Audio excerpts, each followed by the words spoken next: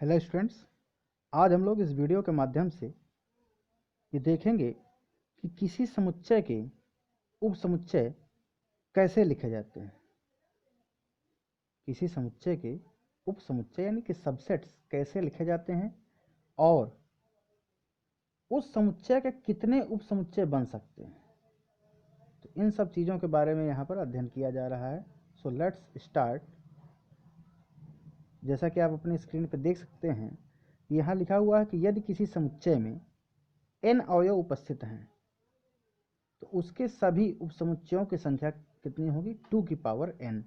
यहाँ n belongs to capital N, यानी n क्या है? एक प्राकृत संख्या जो कि 1 2 3 4 5 6 7 इस तरीके से जो भी हो सकती है। तो अगर हमें अवयव की संख्या मालूम है तो हम उपसमुच्चयों की संख्या ज्ञात कर सकते हैं इस फार्मूला के माध्यम से। आइए इसको समझने हैं और इसके समझने से पूर्व कुछ दो महत्वपूर्ण बिंदु हैं, उनको भी समझना आवश्यक है। जैसा कि आप अपनी स्क्रीन पर देख सकते हैं, यहाँ नोट लिखा हुआ है कि रिक्त समुच्चय प्रत्येक समुच्चय का उपसमुच्चय होता है। यानी रिक्त समुच्चय यानी एम्प्टी सेट, नल सेट जिसको आप कहते हैं, या वाइड सेट कहा जाता है, जिसकी एक विशेषता ये है कि ये प्रत्येक समुच्चय का उपसमुच्चय कहलाता है। ये प्रत्येक समुच्चय का उपसमुच्चय कहलाता है। यानी empty set is a subset of every set. अब आपका दूसरा पॉइंट है, प्रत्येक समुच्चय स्वयं का उपसमुच्चय होता है।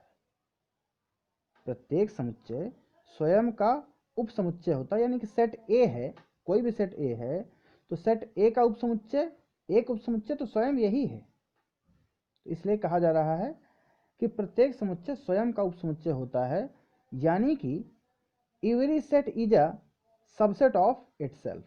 अब आइए कुछ एग्जाम्पल के माध्यम से इन्हीं बातों को समझते हैं। तो जैसा कि यहाँ आपकी स्क्रीन पर दिखाई दे रहा है कि लिखा हुआ है कि यदि समुच्चय ए में अवयवों की संख्या 2 है तो ए के सभी उपसमुच्चयों की संख्या 2 की पावर 2 यानी कि 4 हो जाएगा। ये देखिए, अभी अभी फार्मूला आप लोगों को बताया गया है कि यदि समुच्चय में अवयवों की संख्या n हो तो उपसमुच्चयों की संख्या कितनी हो जाती? 2 की पावर n हो जाती। तो यहाँ कितने अवयव थे? 2 थे, तो 2 की पावर 2 यानी कि 4 हो गया। ठीक है। नेक्स्ट एग्जाम्पल है जिसमें कहा जा रहा है कि समुच्चय ए में केवल एक अवयव है तो ए के सभी उपसमुच्चयों की संख्या कितनी हो जाएगी? तो 2 की पावर 1 यानी कि 2 आ जाएगा। ठीक है, बहुत सिंपल है। नेक्स्ट देखिए एग्जाम्पल, जैसा कि आप देख सकते हैं यहाँ लिखा हुआ है एक समुच्चय है जिसमें केवल एक अवयव है 5। तो ये एक एकल समुच्चय यानी सिंगल्टन सेट है जिसमें केवल एक ही अवयव है कि सभी उपसमुच्चय लिखना है हमें। तो अगर हम देखते हैं तो इसमें चूंकि एक अवयव है तो कितने उपसमुच्चय बनेंगे? तो 2 की पावर 1 यानी कि 2 2। तो 2 उपसमुच्चय बनने वाले हैं। तो कौन कौन से बनेंगे? तो जो अभी अभी हमने पिछले नोट्स में देखा था कि रिक्त समुच्चय प्रत्येक समुच्चय का उपसमुच्चय हो जाता है और प्रत्येक समुच्चय स्वयं का उपसमुच्चय हो जाता है। तो यहाँ देख सकते हैं फाई यानी रिक्त समुच्चय, तो उसको हम उपसमुच्चय के रूप में लिख रहे हैं यहाँ पर, और दूसरा इफ स्वयं को ले दिया हमने। ठीक है, तो इस प्रकार से संख्या 2 पूरी हो गई। आइए नेक्स्ट एग्जाम्पल समझते हैं। तो यहाँ पर देख सकते हैं आप लिखा हुआ कि समुच्चय जिसके एलिमेंट हैं 1 2 और 3, कितने अवयव हैं? 3 अवयव हैं कि सभी उपसमुच्चय लिखिए। तो अगर हमें उपसमुच्चयों की संख्या ज्ञात करनी हो तो 2 की पावर 3, क्योंकि 3 अवयव हैं तो 2 की पावर 3 कितना हो जाएगा? 2 की पावर 3 का मान 8 आ जाता है। तो अर्थात हम लिखने से पूर्व भी ये जान सकते हैं या हमें जान लेना चाहिए कि कितने उपसमुच्चय बनेंगे जिससे लिखने में हमें सुविधा हो। तो क्या लिखने की प्रक्रिया है उसे देखिए वैसे तो ऐसा कोई निश्चित नियम नहीं कहा जाता, लेकिन फिर भी लिखने में आसानी हो और हम जल्दी से लिख पाएँ तो एक क्रमबद्ध तरीका यह है कि सबसे कम अवयवों से शुरुआत करके और अधिकतम अवयवों तक हम लोग क्रमशः पहुंचते जाते हैं। तो सबसे कम अवयव किस में होते हैं? यानी कि फाई यानी रिक्त समुच्चय में। तो और रिक्त समुच्चय प्रत्येक समुच्चय का उपसमुच्चय होता ही है, तो इसलिए सबसे पहला उपसमुच्चय हमने लिख दिया फाई। अब इसमें चूंकि 3 अवयव हैं 1 2 3, तो हम एक एक अवयव को एक एक बार में ले रहे हैं। जैसे 1 को एक बार में लिया, एक को 2 को लिया, एक बार 3 को ले लिया। अब दो दो अवयव लेना है तो 1 2 या फिर हम 2 1। देखिए 1 2 और 2 1 लिखने पर क्रम बदल रहा है, और हम जानते हैं कि समुच्चय में यदि हम क्रम बदल करके लिखेंगे तो कोई नया समुच्चय नहीं बन जाएगा। इसलिए चाहे आप 1 2 लिखें चाहे 2 1 लिखेंगे, वो एक ही समुच्चय रहेगा। तो ये एक समुच्चय बन गया। इसी प्रकार से 2 3 को लेकर के हमने एक समुच्चय बनाया, और इसी प्रकार से अगला जो आपको दिखाई दे रहा है ये 1 3 है, जो कि आपको यहाँ पर दिखाई दे रहा है। अब देखिए दो दो ले करके तो हमने बना लिया। अब कितने बचे? टोटल 3 ही हैं, तो तीनों को एक साथ ले लिया जाए तो क्या बन जाएगा? ये बन जाएगा 1 2 3, जिसके एलिमेंट है यानी कि स्वयं। तो आप गिन सकते हैं यहाँ पर कि 1 2 3 4 5 6 7 एंड 8। कितने बन गए? 8। और हमने अभी संख्या भी ज्ञात की थी कि कितने बनेंगे उपसमुच्चय? 8। ठीक है। अब देख सकते हैं यहाँ पर एक नया क्वेश्चन है, एग्जाम्पल के माध्यम से आपको ये सारी बातें समझाई जा रही हैं कि समुच्चय ए है जिसके एलिमेंट हैं स्मॉल ए स्मॉल बी। कितने अवयव हैं? 2 अवयव हैं। तो यहाँ पूछा जा रहा है कि कितने उपसमुच्चय बनाए जा सकते हैं, और सभी उपसमुच्चयों की संख्या भी आपको लिखनी है।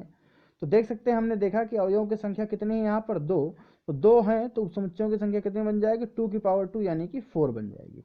अब हमें यहाँ देखना है कि कौन कौन से उपसमुच्चय बनेंगे। तो जैसा कि हमने अभी भी बताया इसके पहले एक क्वेश्चन में कि सबसे कम अवयवों से शुरुआत करते हैं और सबसे अधिक अवयव तक लिखते हैं। ये एक लिखने में सुविधाजनक तरीका है।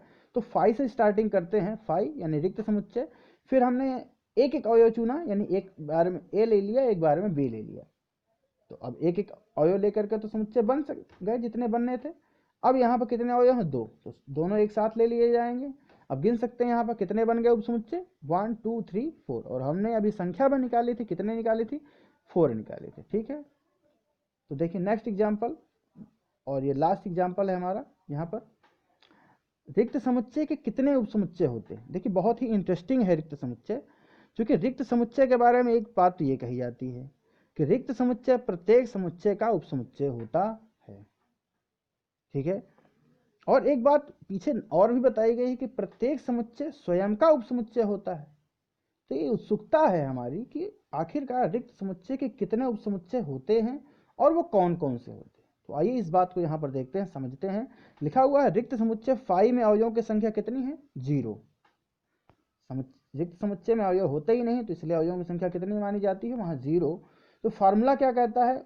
उपसमुच्चयों की संख्या निकालने के लिए 2 की पावर n का इस्तेमाल करते हैं, और n के स्थान पर यहाँ क्या रखना है? 0। तो 2 की पावर 0, और किसी संख्या की घात 0 करने का मतलब है उसका मान कितना हो जाता है? 1। इसलिए यहाँ पर कितना आ गया?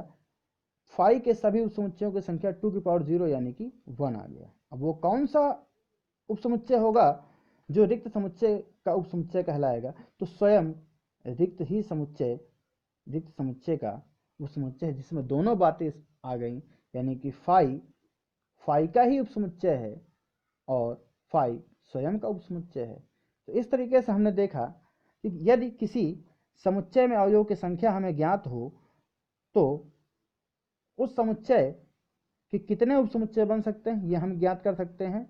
और यदि समुच्चय के अवयव भी ज्ञात हों तो हम जितने भी उपसमुच्चय बनेंगे उनको लिख भी सकते हैं। तो आशा है कि ये सारी बातें आप लोगों को समझ में आई होंगी।